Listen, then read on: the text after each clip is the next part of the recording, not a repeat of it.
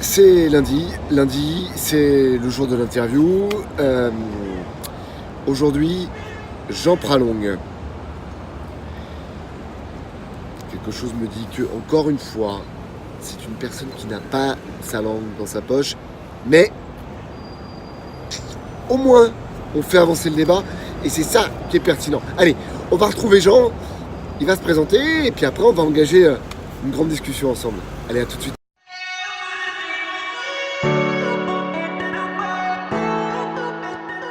Alors, je suis un ancien praticien, j'ai fait du conseil, j'ai été DRH, et puis depuis une dizaine d'années, je fais de la recherche, je suis ce qu'on appelle un prof.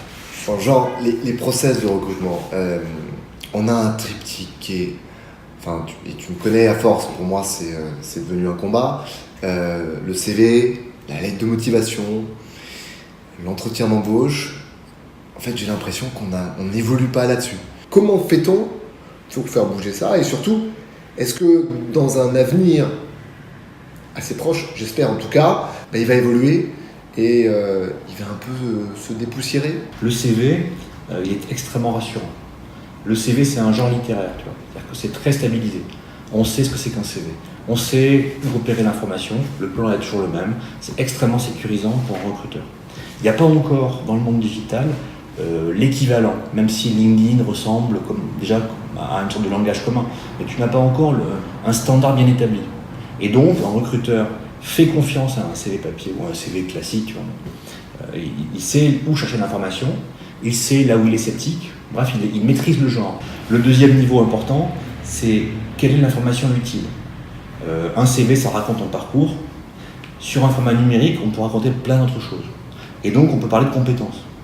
Et l'intérêt, c'est ça, c'est d'arriver à un format qui ne parle pas que de façon chronologique, j'étais petit, j'ai été moyen, j'ai été grand, j'ai fait ça, mais de raconter, avec des modalités de preuve, la capacité d'action et la capacité à réussir dans différents contextes. Il y a un travail du candidat qui est de dire orientation, employabilité, vers où est-ce que je vais, est-ce que mes compétences sont obsolètes ou pas, quel est mon marché, etc. Ça, c'est une question de capacité à s'orienter, c'est une question de compétence à s'orienter.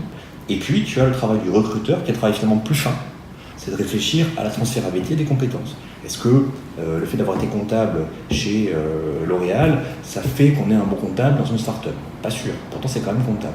Donc il y a un travail de transférabilité des compétences qui se joue sur la capacité à comprendre l'environnement, qui se joue sur des compétences techniques, etc. Mais ça, c'est un travail de recruteur.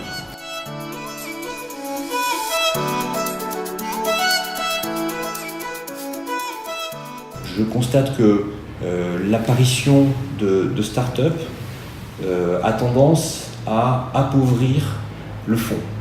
Il y a 20 ans ou 30 ans, un test, c'était un outil destiné à un psychologue qui avait été formé, qui a passé 5 ans à apprendre le truc, qui en connaissait les limites et qui était un expert. Depuis 15 ou 20 ans, les tests sont utilisés par des experts qui ne sont pas psychologues, qui ont été formés 3 ou 4 jours, c'est peut-être un peu limite, mais qui en tout cas étaient relativement affranchis des limites de l'exercice. Et depuis l'arrivée du digital, on voit apparaître des applications, des plateformes, qui font des outils basés sur les tests de personnalité, d'une validité quand même un peu cheap, où au fond on met des moyens sur le marketing et la forme, en étant sympa, en travaillant sur l'UX, etc., au détriment du fond. J'entends ce que tu me dis, mais d'un autre côté, tous ces tests, tout cet avènement ou ce développement des analyses sur les compétences comportementales par exemple, est-ce que c'est pas finalement une démocratisation à grande échelle de ces outils et des process qui sont en cours? Et c'est finalement pas ça qui va rendre à terme ces lettres de noblesse à ces éléments-là? Le vrai débat du recruteur, c'est de se dire quel est celui qui a le plus de chances de réussir dans ce poste-là demain. Et là, on a effectivement des soft skills et des hard skills, mais des soft skills qui sont très contributifs de la réussite. Et c'est cela qu'il faut effectivement évaluer. Donc ça a du sens. Le débat hard skills, soft skills n'a de sens que si on aurait fait un poste en particulier. En disant, démontrez-moi, qu'est-ce qu'on sait des soft skills, lesquels, qui ont une contribution significative à la performance dans ce poste-là, ou inversement, si on veut inverser la question, dites-moi quels sont les soft skills qui sont tels que si on ne les possède pas, on ne peut que se planter dans ce poste-là. Voilà. Ça, c'est un vrai sujet.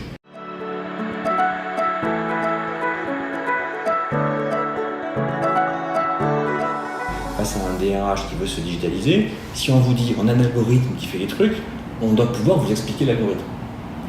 On doit pouvoir vous dire, ça prend des données, lesquelles, ça en fait quoi, ça les trie, ça les agrège, ça les redispatche, selon quelles règles. Et on doit pouvoir expliquer ça.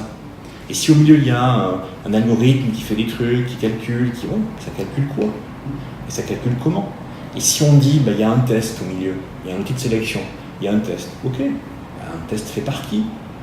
Par un chercheur, ok, donc il a publié quelque part. Donc il y a quelque part, dans une revue scientifique, des études de validation. Donc c'est un peu compliqué à comprendre, mais ça existe. Après que ce soit transformé en ligne de code, ok, tout le monde n'est pas développeur.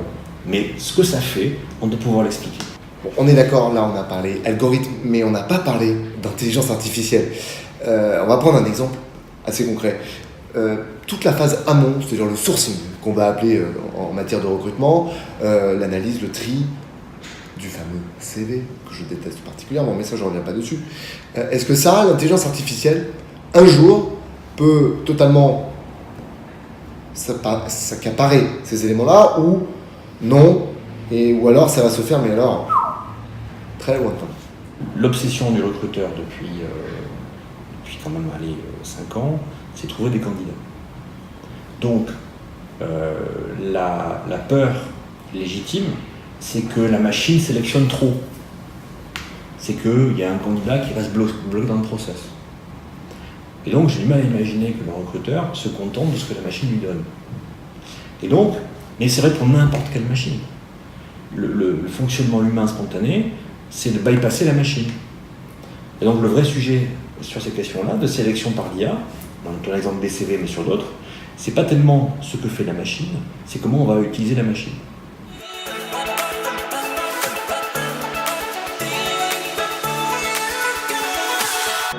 C'est quelqu'un qui a du pouvoir, qui a un droit de veto, qui fait entendre une musique particulière qui est celle de l'éthique, des compétences, de rappeler quelques règles fondamentales sur ce que c'est qu'un salarié et ce que ça n'est pas, de rappeler aussi des règles de droit, et qui est plus une sorte d'arbitre entre différentes mêlées, qui prend les choses un peu d'en haut, mais qui a le pouvoir d'interrompre la partie. Eh bien merci Jean pour cet échange, pour cette séance vidéo. On aura l'occasion de renouveler cette expérience. Et puis écoute, bonne continuation à toi. À très bientôt. Je vous avais prévenu, Jean n'a pas sa langue dans sa poche, et c'est moi qu'on puisse dire. Franchement, moi je suis pas d'accord avec tout ce qu'il peut dire. Mais d'un autre côté, ça a le mérite de faire avancer le débat. Et vous, qu'est-ce que vous en pensez de tout ça? Encore une fois, j'attends vos réactions, j'attends vos commentaires, j'aime pas. Bref, on fait un peu bouger tout ça. Allez, à tout de suite.